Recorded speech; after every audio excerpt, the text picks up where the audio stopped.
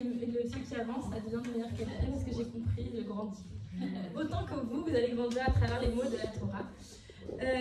Bonsoir à toutes.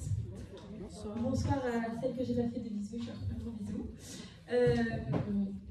Merci d'avoir consacré votre temps pour la Torah d'Akadosh Baruch Hu, parce qu'à chaque fois je le dis, c'est aucunement, dans aucune façon pour moi, mais c'est vraiment pour se connecter à Akadosh Baruch Hu, à la Torah qu'Akadosh Baruch Hu nous a donné, qu'Hachem nous a donné, et Bezrat Hachem, que chacune ici, elle puisse vraiment ressentir tout l'amour et tout le bouillonnement que j'ai pour vous faire partager cette étude qui est une étude de chizouk, de renforcement, autant pour se renforcer envers Hachem, c'est ça la fête de Shavuot, c'est le renforcement envers Hachem, mais aussi le renforcement envers la Torah, et le renforcement, bien sûr, on ne peut pas être connecté à Hachem, on ne peut pas être connecté à la Torah si on n'est pas connecté entre nous. Donc c'est pour ça que j'ai pris le temps de vous faire à chacune un bisou, parce que je veux que chacune de ce petit bisou, elle ait vraiment une connexion forte entre nos neshamot, et pour que Bezrat Hachem, on puisse vraiment se renforcer dans toutes les choses. Bref. Ok, alors déjà, petite question. Est-ce que vous avez déjà reçu un cadeau dans votre vie?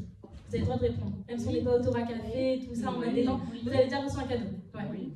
On est d'accord que parfois vous recevez un cadeau, c'est dans une belle boîte de bijoux, et là vous vous dites waouh, ça doit être un cadeau de une grosse valeur. On est d'accord? Ça doit être une bague, des boucles d'oreilles, un collier, etc.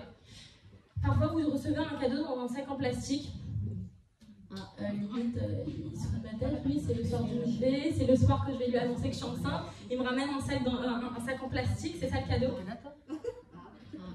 Et on a une troisième sorte de cadeau, c'est que déjà, il t'appelle quand il est dans le magasin, donc là on parle du mari, du fiancé, de ton enfant, mais parfois, maman tu veux quoi, etc. Et non mais tu veux quoi? Non mais du coup c'est plus un cadeau si tu me demandes exactement ce que tu veux, et du coup il te ramène la chose comme ça, brute. Voilà, tiens, tu voulais un carnet, tiens voilà, tu m'as demandé un carnet, je te ramène le carnet. Ok. Maintenant, toutes ces trois choses, c'est vrai, alors certes, le papier cadeau n'est pas le même, l'attention, on pense peut-être que c'est pas la même, mais en fin de compte, est-ce qu'on a reçu tout un cadeau? En fin de compte, ça, est-ce qu'on a reçu quelque chose en plus, qu'on n'a pas payé, qu'on n'a pas donné d'effort pour, etc. On est d'accord que oui? Ok. Eh bien, l'idée du cadeau, elle est extrêmement forte. L'idée du cadeau, elle est extrêmement forte, et ce soir, on va essayer un peu de l'intégrer. C'est quoi cette idée de cadeau? C'est quoi cette force-là du cadeau? Pourquoi? Parce que nous toutes, voilà, on s'apprête dans quelques jours à recevoir un cadeau, un don d'Akadosh Baruch Hu. Vous allez me dire, mais elle est illuminée, comme à chaque fois, elle vient, elle nous... Non, on va toutes recevoir un cadeau. Shavuot, le 6 Sivan, je ne sais pas quand ça tombe là en français, si une veut me le dire, dites-le moi. En tout cas, le quoi? 1er juin. 1er juin. Très bien. 1er juin, vous devez toutes, l'Omeshane, si le cadeau il arrive dans un sac en plastique, dans une boîte à bijoux, on t'a appelé, voilà, vous êtes venu au cours de Torah et je vous ai informé que le cadeau allait arriver. Je vous ai donné toutes les manières, mais il faut que vous ayez les mains ouvertes pour l'accepter.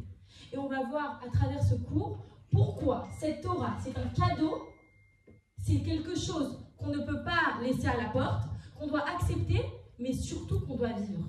Surtout, parce que c'est très beau les petits cadeaux, comme j'avais dit. Il y avait Jennifer qui était là, le cadeau du Shabbat, on le laisse dans une petite armoire, c'est sympathique Shabbat, mais il y a trop de contraintes, je le laisse dans une armoire. Non. Comment? Aujourd'hui, on va essayer de voir Bezrat Hachem les clés pour accepter ce cadeau, pour se dire ce cadeau-là.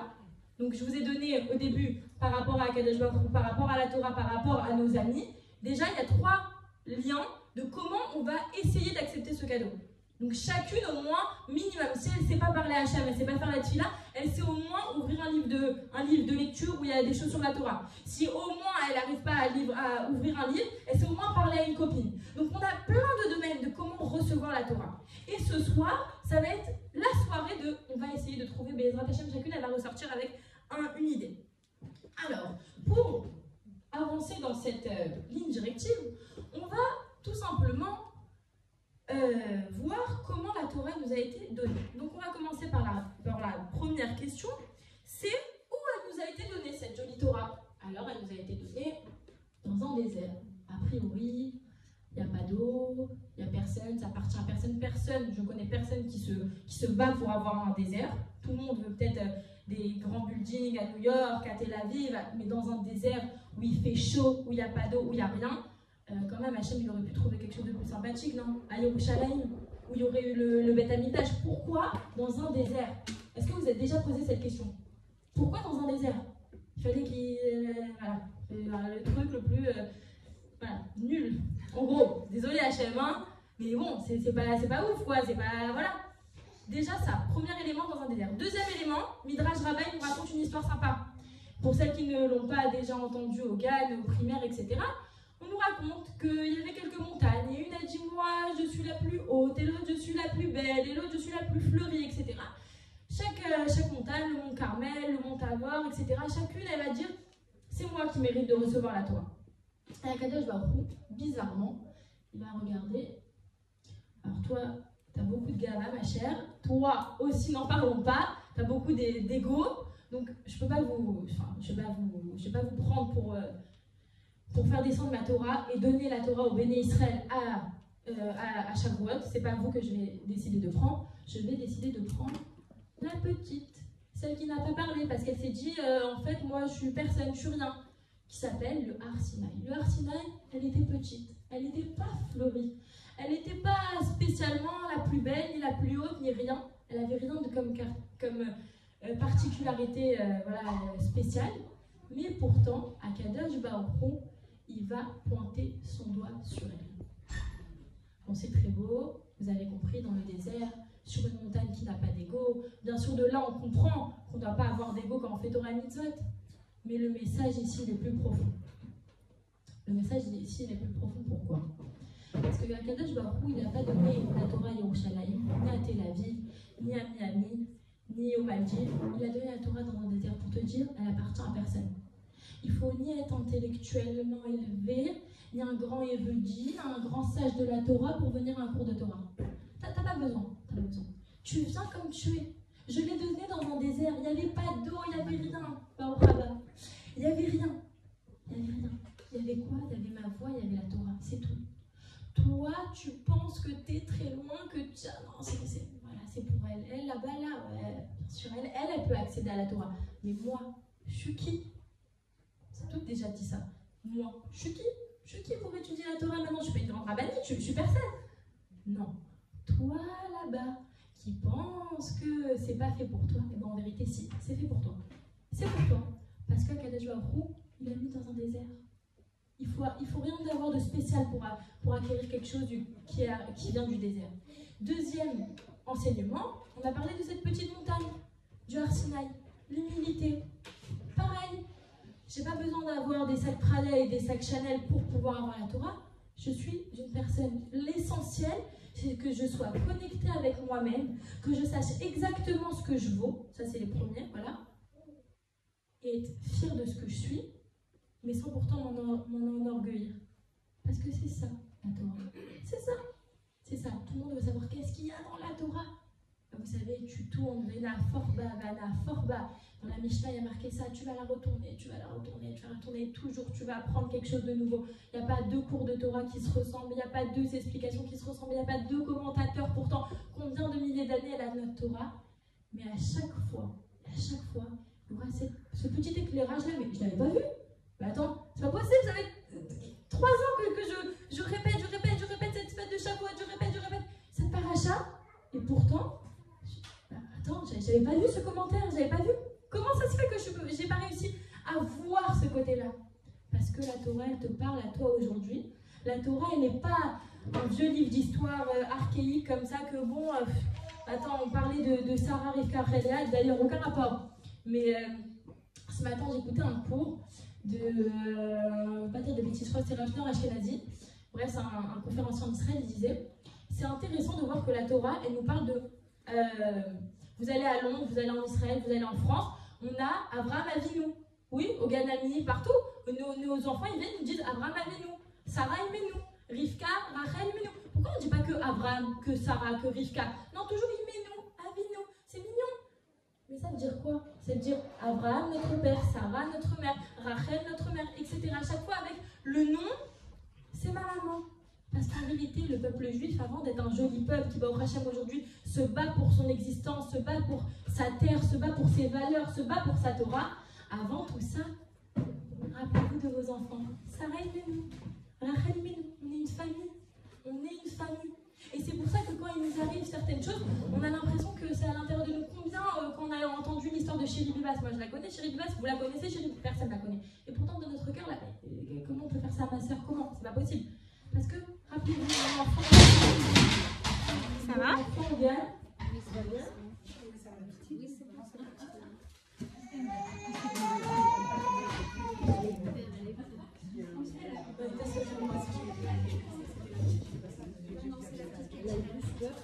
vais prendre la petite.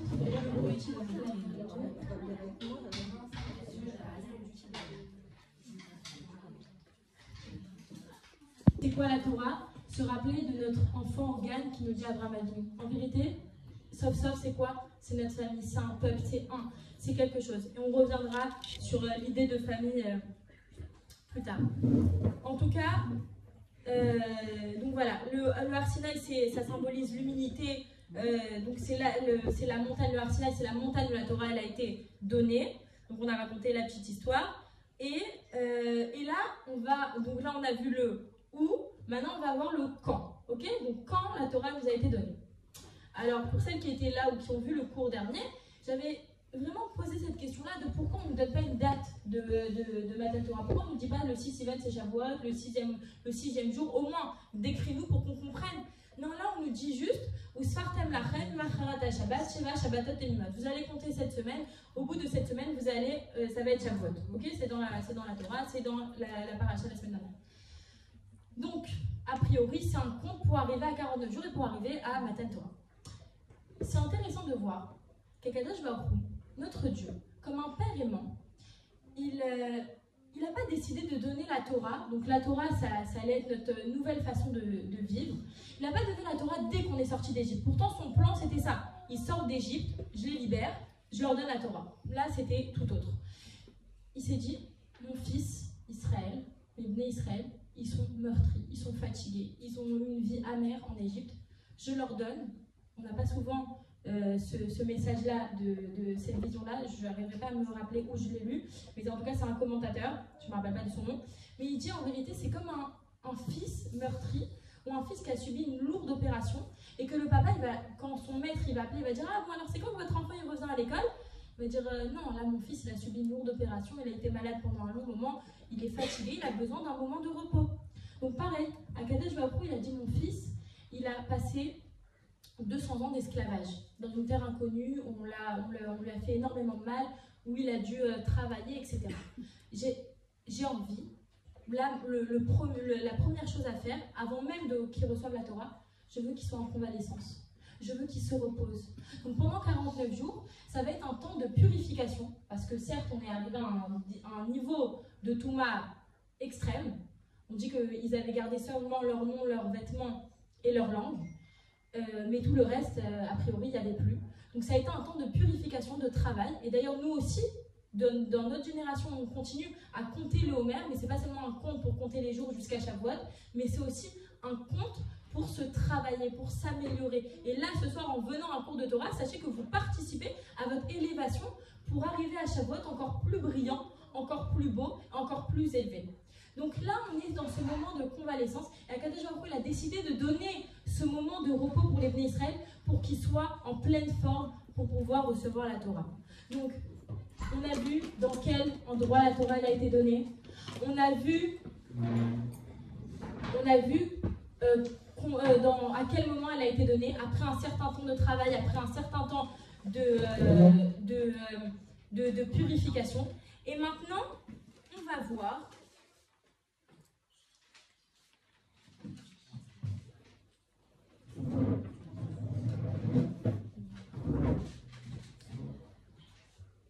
on va voir comment elle a été donnée. Elle a été donnée avec un peuple uni. Et je vais vous citer le passage. Vaïchan Sham Israël Negedar. Et Israël campa là, face à la montagne. Alors, en général, quand le peuple juif il passait de voyage en voyage, il se déplaçait, il campait, il s'arrêtait à un moment et il campait dans un endroit. Mais on avait l'habitude, quand on lit la Torah en général, c'est Vaïchanou Sham. ils campèrent là-bas. Il avec un S, ils campèrent. Et là, on voit Vaïchan Sham Israël. Israël campa là, au singulier. C'est bizarre. Et Rachid, tout de suite, il nous donne une explication. Keish Echad Belev Echad. Comme un seul homme avec un seul cœur. Quand les Bnei Israël ils sont arrivés pour recevoir la Torah, c'était pas « non, je te parle pas, non, t'es plus ma copine, Jen, t'as compris, là, arrête de, oublie, efface mon numéro. » Non, c'était toutes les tantes collées, tous avec le même objectif. 49 jours, ils ont travaillé. 49 jours, ils ont supplié. 49 jours, ils se sont purifiés. 49 jours, ils sont arrivés ensemble. Sans penser du mal l'un de l'autre, sans se dire non mais elle en vérité c'est sûr qu'elle pense du mal de moi, mais en fin de compte, juste tu l'as pas parlé en fait. Communication. Allez voir Avacha si ça parle du couple. Mais communication. Je sais ouvrir ma bouche quand il faut. Parce que c'est très facile de se faire un film. Je suis là, je réfléchis et je prends mon téléphone. Ah mais t'as vu son statut, en fait... T'as pas compris, en fait, elle a voulu mettre son statut pour que je sois jalouse d'elle. Et tu commences à... Elle va vite, hein, la mayonnaise dans le cerveau, peut-être c'est dur. Mais dans le cerveau, ça va très rapidement.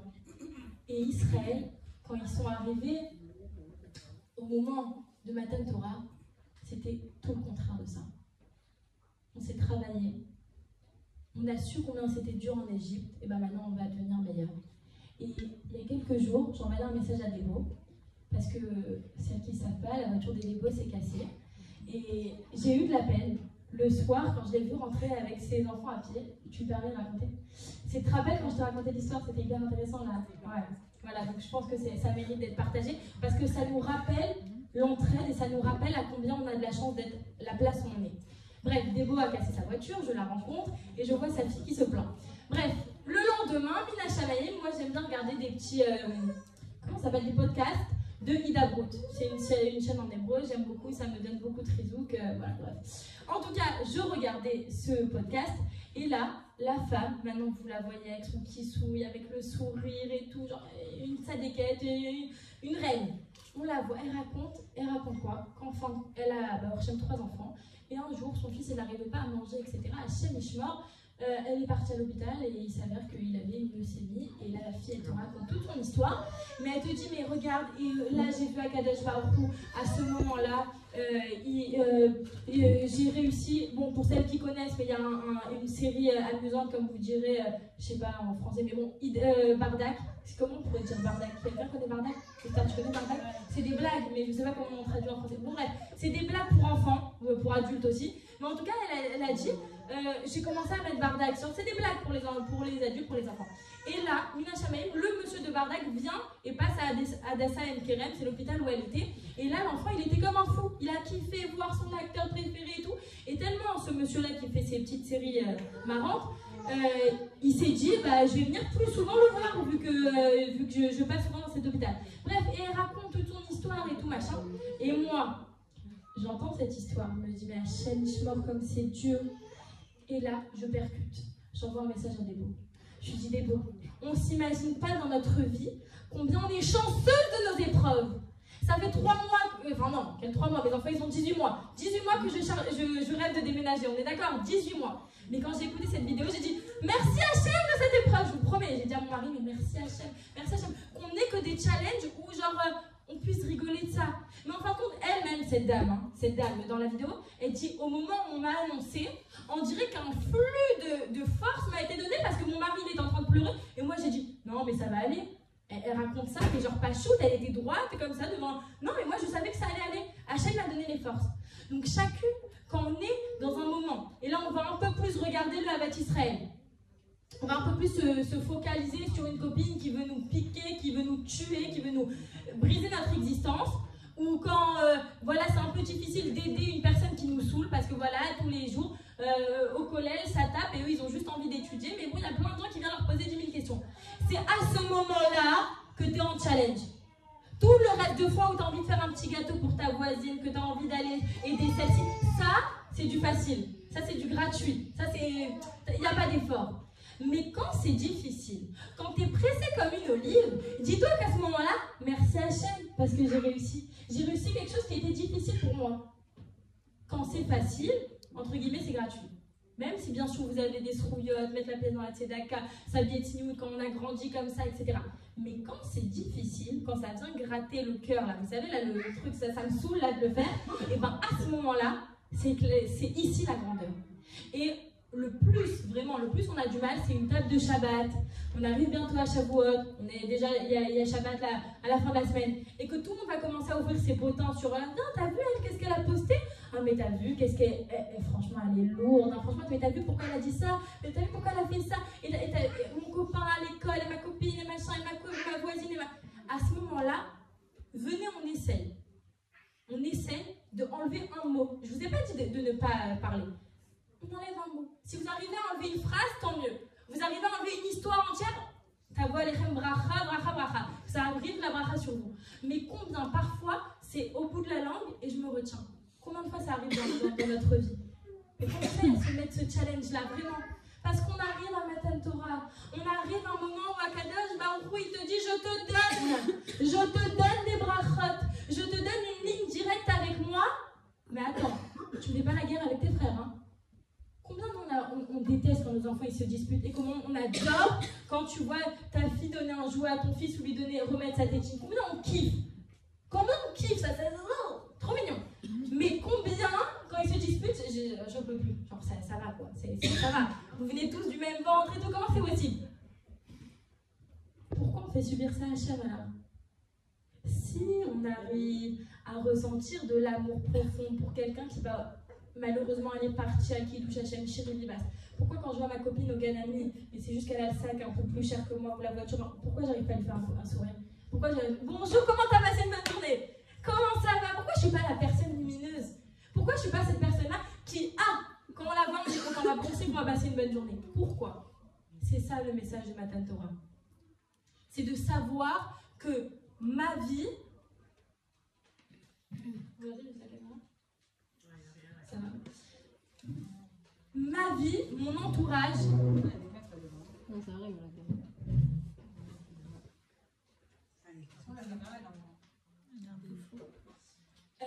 ma vie, mon entourage, tout ce qui m'arrive dans ma vie,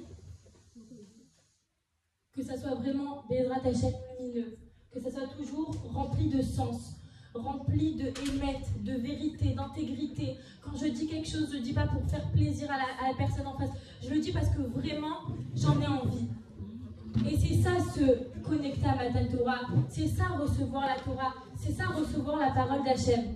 C'est pas seulement des beaux mots et des belles choses. Bien sûr, la Torah, elle est immense. Et Bezrat Hashem, je vous convie à toutes les prochaines soirées, tous les prochains cours. Il y a énormément à apprendre. Mais c'est ça, Matan Torah. C'est aujourd'hui, elle est pour moi. Et je vais vous donner le password dans 2 minutes.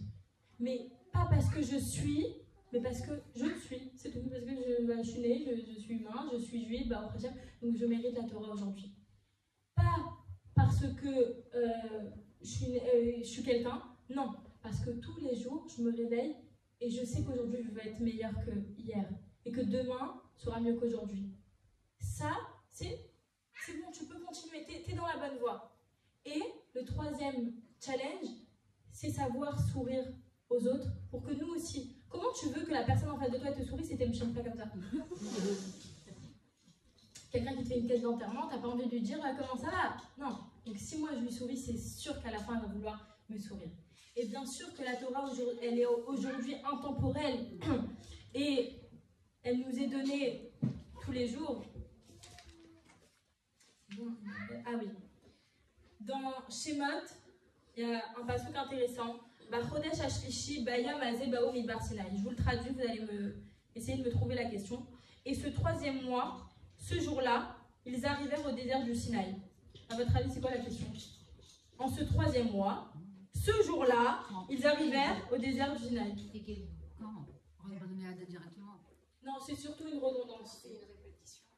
Ou alors c'est une répétition, mais pas vraiment. C'est pourquoi on dit Bayam Azeh. On aurait pu seulement dire Bachodesh Ashlishi, Baou Midbar Sinaï. Le 3e mois, ils sont arrivés dans le mois de Sinaï. Et Rachid nous explique ici que ce jour-là, ce jour-là, quand tu lis ce pasouk, c'est aujourd'hui. C'est aujourd'hui que tu reçois la Torah. Alors certes, à Shavuot, on fait des tartes au fromage et des glaces, etc. Et c'est le grand héroua, la grosse fête. Mais aujourd'hui, je peux recevoir la Torah. Aujourd'hui, je la reçois. Tous les jours, je la reçois. Et d'ailleurs, dans les brachot du matin, on dit Noten la Torah. On ne dit pas au passé, on dit Noten. Aujourd'hui, Hachem Akadosh Baruch Hu, aujourd'hui, il nous donne la Torah. Donc il y a tellement de remèdes, d'allusions sur le fait que la Torah nous est donnée tous les jours. Mais c'est pas seulement parce qu'Hachem il nous la donne, mais il attend juste qu'on la prenne. C'est tout. Maintenant, lui, il nous l'a donnée, on s'en fiche de comment, etc. Il nous l'a donnée. Est-ce que nous, aujourd'hui, on décide de la prendre et d'avoir une meilleure vie grâce à ça? Et d'ailleurs, comment ne pas terminer avec ce pasouk de Torah Tziva Lanu Moshe Moracha Keilat Jacob. Torah Tziva, la Torah qui nous a été ordonnée, Moshe, enfin par Moshe, à travers Moshe, Moracha est un héritage Keilat Jacob à l'assemblée de Jacob. Juste dans ce pasouk, vous avez tout mon cours de je sais pas combien de temps. En tout cas, Moshe nous a donné un héritage. D'Akadosh Baruch Hu. Un héritage. Madame Aman, elle peut vous dire, là, quand la cousine, vous avez dû la trouver pour pouvoir profiter de l'héritage. Ouais, voilà, je me rappelle un ministère de un héritage. Que tu veuilles ou que tu ne le veuilles pas, il est à toi. C'est un héritage, oui. Donc, un héritage, c'est quelque chose pour nous.